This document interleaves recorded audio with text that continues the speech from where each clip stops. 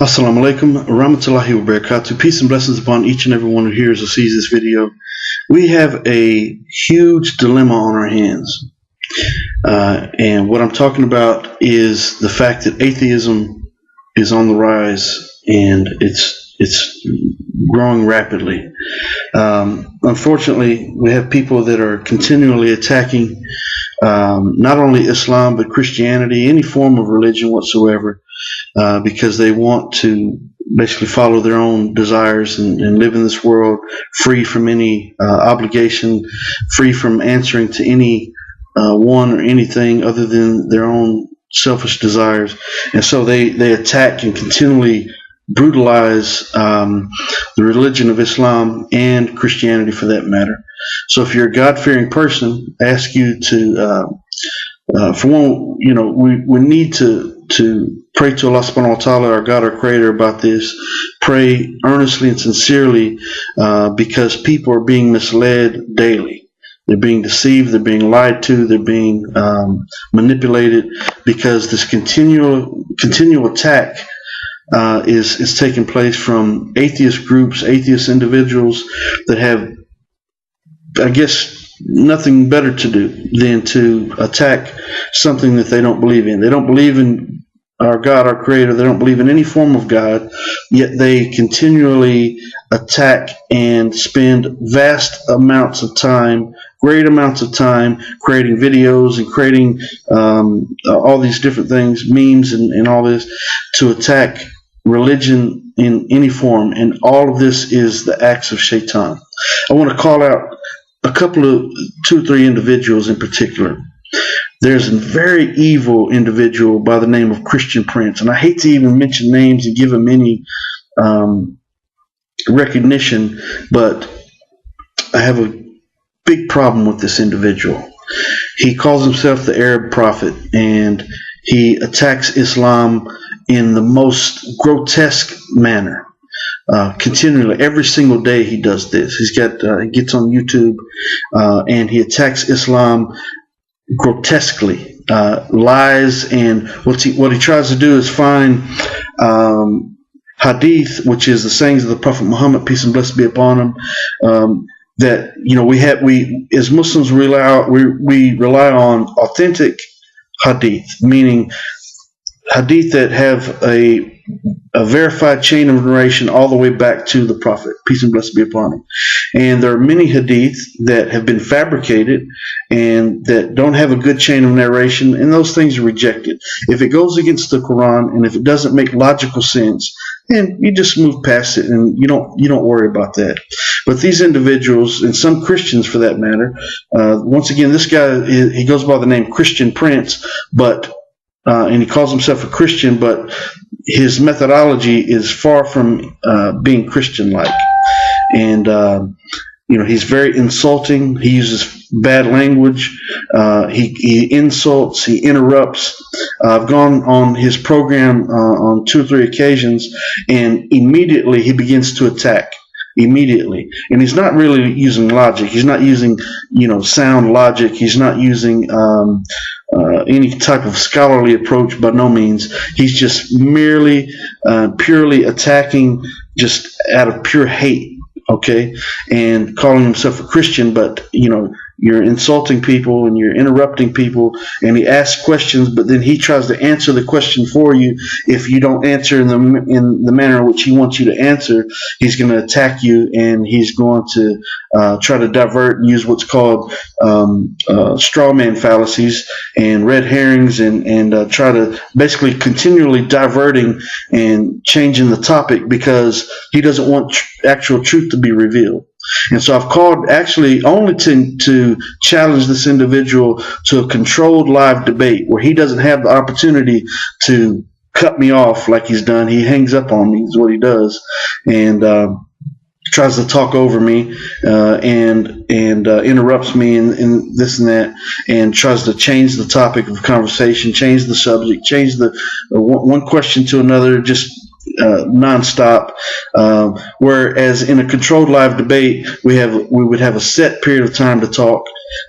You would have a set period of time where you had to keep your mouth closed, and you would have to accept what is said, despite whether or not you appreciate the answer or not, you would have to sit and listen to the answer, and then you have your opportunity to speak your mind. Okay? So Christian Prince, if you're listening, I challenge you, and if you're an atheist that's going to jump on my YouTube channel and attack me like you like to do, come with it. It doesn't faze me one bit. It doesn't harm me at all. You can say anything you'd like, but get this message to Christian Prince. I challenge him to a controlled live debate with a moderator where he is forced to keep his mouth closed, where he's forced not, to where he can't interrupt people, he can't insult people. He would be put in check, and he wouldn't be on his own program where he's able to manipulate the situation.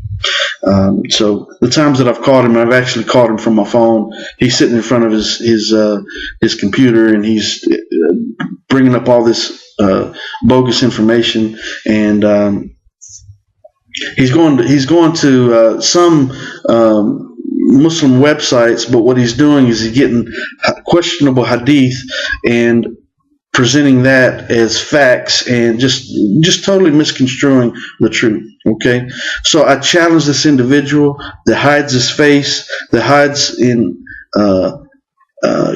he's trying to be anonymous, and yet every day he's attacking Islam.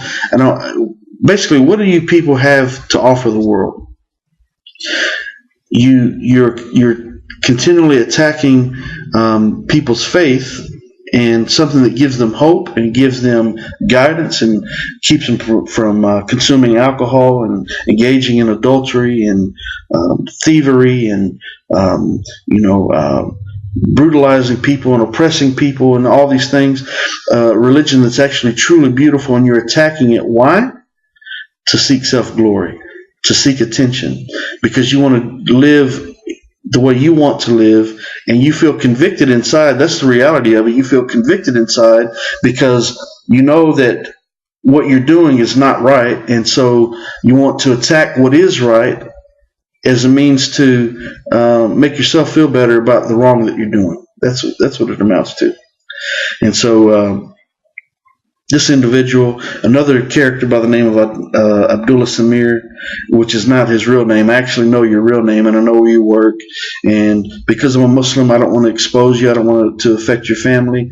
But I know more about you than you realize. And you're using a fake and bogus name. And also Abdullah Gondal. These guys claim that they were they're former Muslims, and now atheists, so the ex-Muslim atheists, so-called. You were never Muslim. That's an impossibility. Anyone who truly engages in seeking knowledge about Islam, you know for a sure fact that it's beautiful. It gives you peace, it gives you comfort, gives you guidance, and there's no way you can go, if you're a sincere Muslim, you're of the mu'mineen, you're the mu'min, you're a true believer. If you're a true believer, there's no way that you're going to deviate and walk off the straight path, unless you have weak inclinations to do so anyways, because you want to engage in consuming alcohol and gambling and womanizing and adultery and fornication and all these things. You basically want to do what your flesh wants to do, and you don't want to have to answer to anything, and so you attack.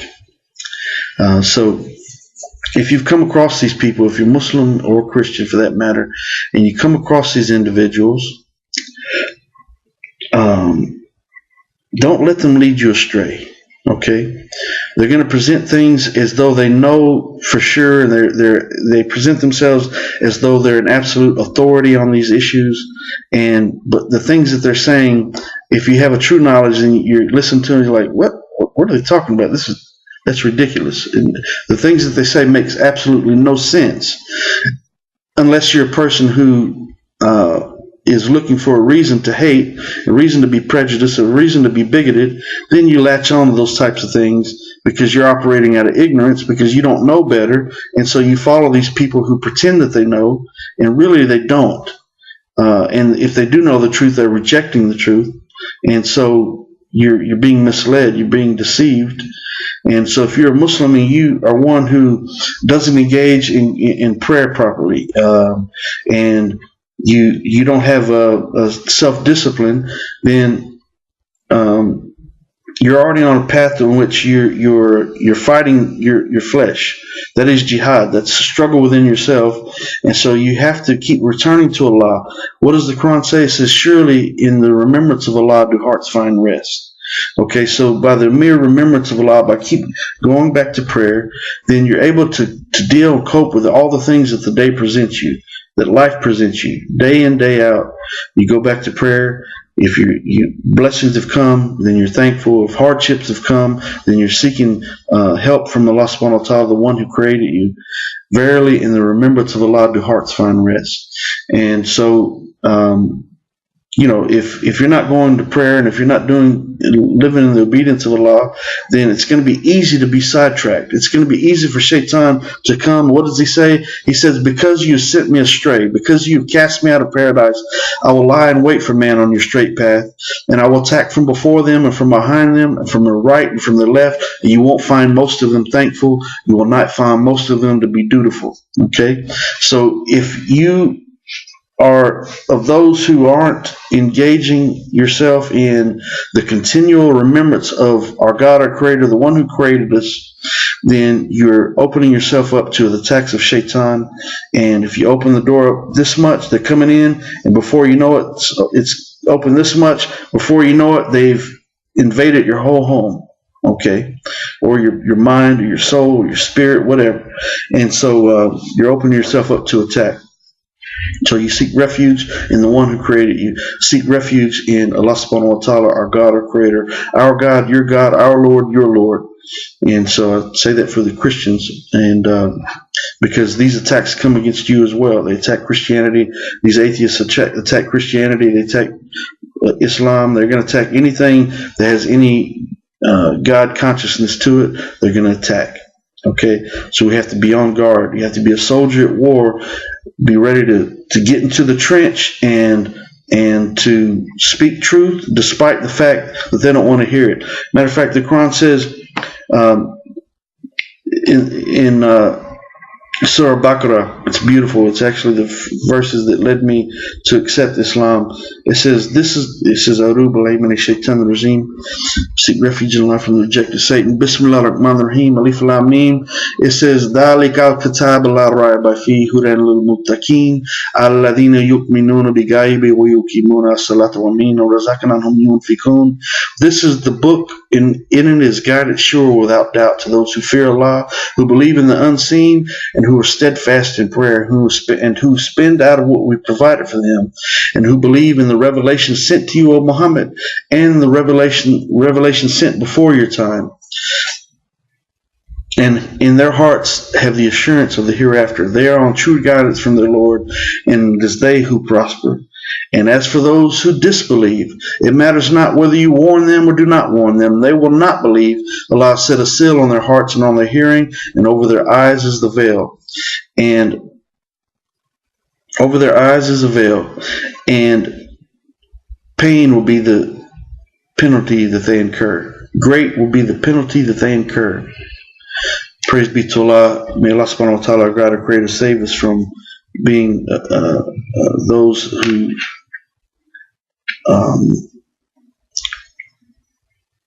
fall under His wrath on the day of judgment. I don't even like the thought of that. Praise be to Allah for His forgiveness and His mercy. So,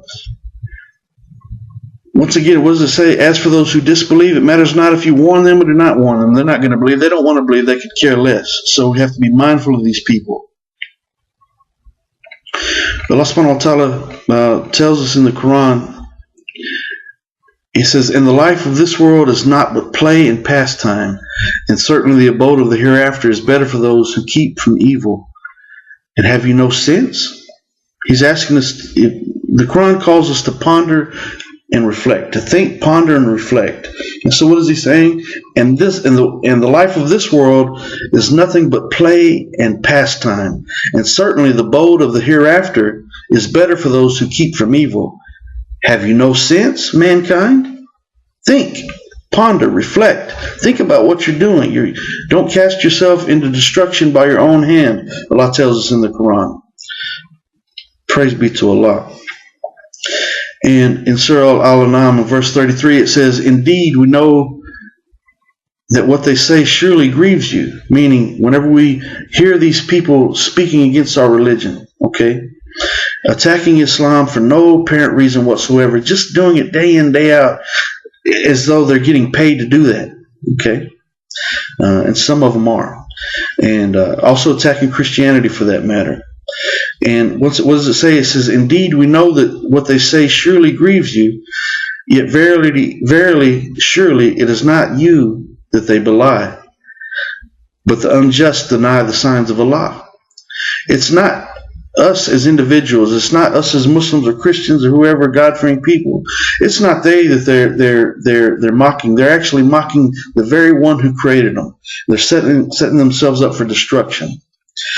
And Allah subhanahu wa ta'ala, our God, our creator, tells the Prophet Muhammad, peace and blessings be upon him, in the Quran, it says, "Messengers indeed have been denied before you, but they were patient on being denied and hurt until our help came to them. And there is none to change the words of Allah, and certainly there's come to you some information about the messengers." So no matter what, no one, any group, any individual, no one can change what is decreed by Allah subhanahu wa ta'ala.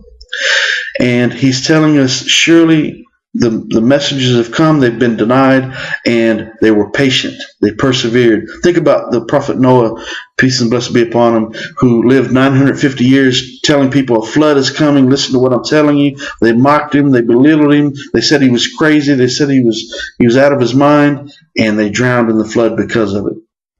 So they brought destruction and wrath upon themselves because they denied the messenger. So I just wanted to mainly address this Christian prince and challenge you once again, challenge Abdullah Sameer, Abdullah Gondal once again to a controlled live debate where you cannot run and hide, where you have to face the facts. And by the will of Allah subhanahu wa ta'ala, inshallah, I will dissect and dilute and break down every one of your arguments by the will of our God, our creator. And I don't say that with any type of arrogance. I say that with confidence, because the truth always outshines the wrong and the evil. Praise be to Allah. The promises of Allah subhanahu wa ta'ala, our God, our creator, are real and are true. And so hold fast to our prayer and be patient in persevering all these attacks. Don't let yourself get sidetracked by anything that these people say, because they're out to destroy you. Okay, they're going to come across as though they're trying to what's the word? Embrace you in some sense, and because you have, some people have a mutual dislike for certain things, and so they gather amongst one another. Matter of fact, Allah tells us on the Day of Judgment that we'll be gathered amongst those whom we used to emulate in this life, and we'll answer collectively, because we're following certain individuals, we're following certain groups, we're following into certain traps, and those particular groups on the Day of Judgment, these people are going to dispute with one another, saying, "Why did you mislead me? Why did you lead me astray by the stuff you were saying?" And the people that were actually doing the misleading, they're going to say, "I can't make you do anything. You decided to listen to what I was saying on your own." They're going to dispute with one another about that which they used to do in this life. May Allah subhanahu wa ta'ala have mercy on us all on the Day of Judgment. I pray that He guides us, and I pray that He's accepting of my efforts to share the beauty of Islam. I'm not seeking any recognition for myself, but I do believe in doing dawah and propagating the beauty of Islam, sharing the beauty of Islam, which is our obligation as Muslims. And I take this very, very seriously. That's why I'm doing what I'm doing. I'm not looking for any self-glory, no recognition of any kind other than the recognition and the acceptance from the one who created me, Allah subhanahu wa ta'ala, my God and your God, my Lord and your Lord, the one and only. I do bear witness there's no God other than Allah, and I bear witness that Muhammad, peace and blessings be upon him, is the final servant and the seal of all prophets. I leave you by saying Assalamu alaikum, rahmatullahi wa barakatuh. Peace and blessings upon each and every one who hears or sees this video. If you have any questions in your mind in regards to what the truth is, And the religion that you may be professing, in regards to if it's Christianity or if you have no religion, I challenge you to consider Islam, where we totally believe in the oneness of our God, our Creator. We associate no partners with Him. Instinctively, we're born with this instinct that our God is one, and we follow the direction of all the prophets. We love and respect all of the prophets. Jesus, peace and blessing be upon him. Noah, Abraham, Moses, peace and blessing be upon all of them. And the final prophet, Prophet Muhammad sallallahu alaihi wasallam. So once again, I leave you in peace. May Allah protect us all and protect us all from the whisperings of the shaitan. A'udhu billahi minash shaitanir rajim. Bismillahir rahmanir rahim. La ilaha illallah. Wa ashhadu anna Muhammadan rasulullah.